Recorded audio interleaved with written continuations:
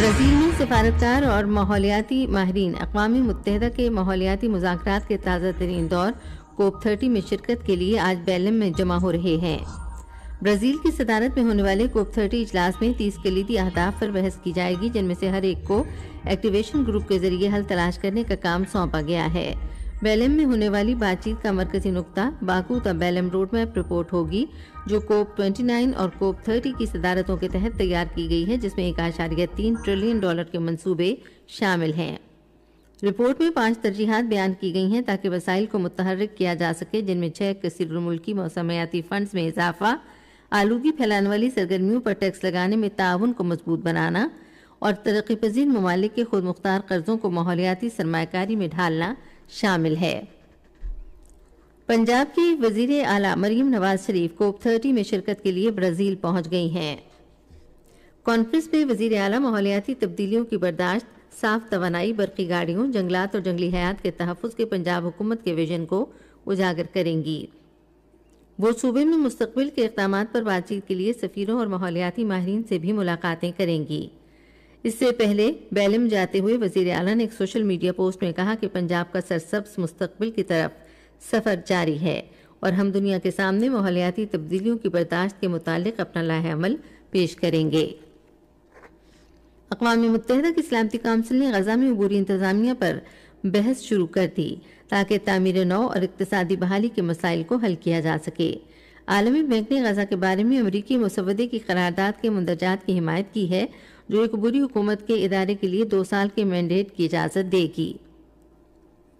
عالمی بینک، اقوام متحدہ اور یورپی یونین نے فروری میں غزہ کی تعمیر نو کے لیے $50 بلین سے زائد کا اندازہ لگایا تھا اور 70 بلین کے نئے عبوری تخمینے کو حتمی شکل دی جا رہی ہے۔ میانمار سے روہنگیا برادری کے ارکان کو لے جانے والی کشتی تھائی لینڈ اور ملیشیا کی سرحد کے قریب ڈوب گئی، جس کے نتیجے میں 7 افراد ہلاک اور سینکڑوں لاپتہ ہو گئے ہیں۔ ملیشیا کی میری ٹائم ایجنسی نے کہا ہے کہ ریاست رخائن سے 300 افراد کو لے جانے والی کشتی 3 روز قبل روانہ ہونے کے بعد ڈوب گئی۔ ریسکیو اہلکار لنکاوی جزیرے کے قریب علاقے میں سرگرمیاں جاری رکھے ہوئے ہیں۔ معروف الغوزہ نواز مصری خان جمالی کی 45ویں برسی آج منائی جا رہی ہے۔ انہوں نے نواب شاہ میں آلات موسیقی کا کاروبار شروع کیا، مگر بعد میں انہوں نے مقامی طور پر تیار ہونے والے الغوزہ بجانے میں قومی اور بین الاقوامی سطح پر شہرت حاصل کی۔ ان کی خدمات کے اعتراف میں انہیں 1979 میں صدارتی تمغہ حسن کارکردگی سے نوازا گیا۔ مصری خان جمالی 1980 میں آج ہی کے روز انتقال کر گئے تھے اور نواب شاہ میں سپرد خاک کیے گئے۔ امن و ترقی کے لیے عالمی یوم سائنس آج منایا جا رہا ہے۔ یہ دن معاشرے میں سائنس کے نمایاں کردار اور ابھرتے ہوئے سائنسی مسائل پر عوامی مباحثے میں زیادہ سے زیادہ لوگوں کی شمولیت کی ضرورت کو اجاگر کرتا ہے۔ یہ دن ہماری زندگی میں سائنس کی اہمیت اور افادیت کو بھی واضح کرتا ہے۔ پاکستان اور سری لنکا کے درمیان 3 میچوں کی سیریز کا پہلا ایک روزہ بین الاقوامی میچ کل راولپنڈی میں کھیلا جائے گا۔ میچ سے پہر 2:30 بجے شروع ہوگا۔ دوحہ میں کھیلی جانے والی IBSF سنوکر چیمپئن شپ میں پاکستانی کیوئسٹ اسجد اقبال، محمد آصف اور محمد حسنین نے سٹیج 2 کے مقابلوں میں فتح حاصل کی۔ اسجد اقبال نے چین کے کاؤزی، محمد آصف نے بحرین کے حبیب صبح اور محمد حسنین نے مصر کے ہشام شوقی کو شکست دی۔ محکمہ موسمیات کی پیشگوئی کے مطابق آئندہ 12 گھنٹوں کے دوران ملک کے زیادہ تر حصوں میں موسم خشک جبکہ پہاڑی علاقوں میں سرد ہوگا۔ پنجاب کے چند ایک میدانی علاقوں میں صبح اور رات کے اوقات میں اسموگ اور ہلکی دھند چھائی رہنے کا امکان ہے۔ آج صبح ریکارڈ کیا گیا بعض شہروں کا درجہ حرارت: اسلام آباد اور Muzaffarabad 7 degree centigrade, Lahore 14، Karachi 19، Peshawar 12، Quetta 1، Gilgit -1 اور Murree 6 degree centigrade. Srinagar, Leh, Pulwama, Anantnag, Shopian اور بارہمولہ میں موسم خشک اور سرد رہے گا۔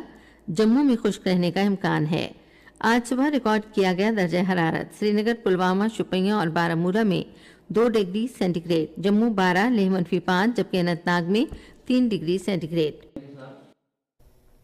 پاکستان میں پیپلز پارٹی نے 27ویں آئینی ترمیم میں صدر مملکت کے لیے تاعمر استثناء اور قومی احتساب بیورو ختم کرنے کا مطالبہ کر دیا۔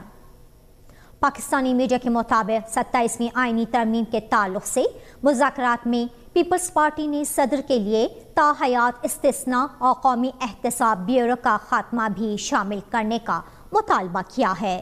इस रिपोर्ट के मुताबिक पीपल्स पार्टी के सीनियर रहनुमा आज 27वें आईनी तरमीम के बारे में मुज़ाकराती टीम के रुकन मुर्तज़ा वहाब ने बताया है कि जिन निकात पर इत्तेफाक हो गया है उन्हें तरमीम में शामिल कर लिया गया है और जिन पर इत्तेफाक नहीं हुआ है वो हज़्फ नहीं हुए हैं बल्कि अभी ज़ेर बहस हैं। उन्होंने कहा कि एहतसाब ब्यूरो के खात्मे पर मुस्लिम लीग नून भी मुत्तफ़िक़ है, जिस पर मीसाक़े जमहूरियत भी में इत्तेफाक हुआ था। याद रहे कि पाकिस्तान में 27वें आईनी तरमीम का मुसव्वदा वफ़ाक़ी काबीना से मंजूरी मिलने के बाद गुज़िश्ता रोज़ सेनेट में पेश कर दिया गया है। सेनेट में अपोजिशन लीडर सेनेटर राजा नासिर अब्बास ने 27वें आईनी तरमीम को आईन पाकिस्तान पर हमला करार दिया है। इस बिल की मंजूरी के लिए पाकिस्तानी पार्लियामेंट के दोनों ऐवानों में 2/3 अक्सरियत दरकार होगी। बांग्लादेश के दारुल हुकूमत ढाका में सिक्योरिटी इंतजामात बढ़ा दिए गए हैं। ढाका से मौसूला रिपोर्टों के मुताबिक बांग्लादेश की उबूरी हुकूमत के सरबराह की रिहाइशगाह के बाहर और अतराफ में सिक्योरिटी एहलकारों की भारी नफरी तैनात कर दी गई है। इस रिपोर्ट के मुताबिक पूरे ढाके में फौजी छावनी में तब्दील कर दिया गया है और चौराहों पर पुलिस और एंटी राइट फोर्स के दस्ते नज़र आ रहे हैं। खबर रसा एजेंसियों के मुताबिक बुलेट प्रूफ जैकेट और स्टील के हेलमेट पहनने और असलहे से लैस सिक्योरिटी एहलकार मशकूक गाड़ियों के साथ ही पैदल चलने वालों की भी तलाशी लेते देखे गए हैं।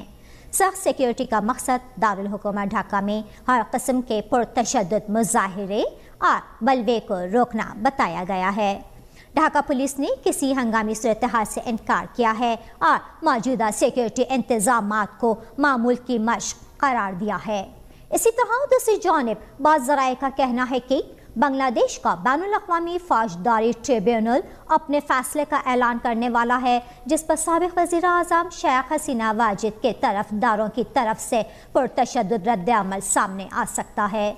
इन ज़राए का कहना है कि मौजूदा सिक्योरिटी इंतज़ामात का ताल्लुक़ उन्हीं खदशात से हो सकता है।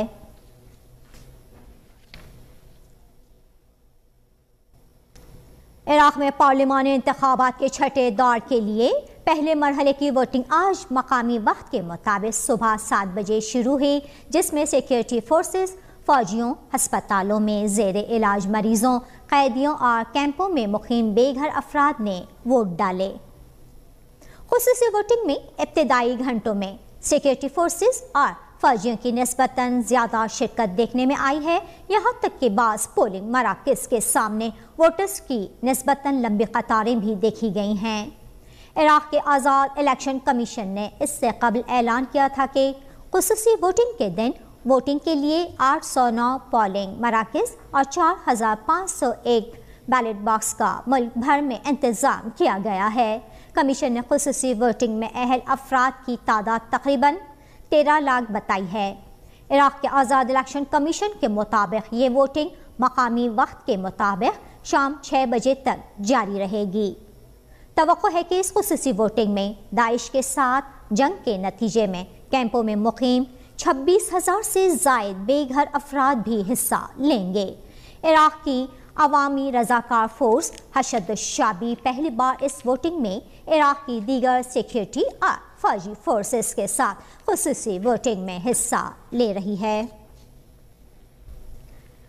अमरीकी वज़ीर जंग ने दावा किया है कि इस वक्त दुनिया के हालात दूसरी आलमी जंग से पहले जैसे हो गए हैं।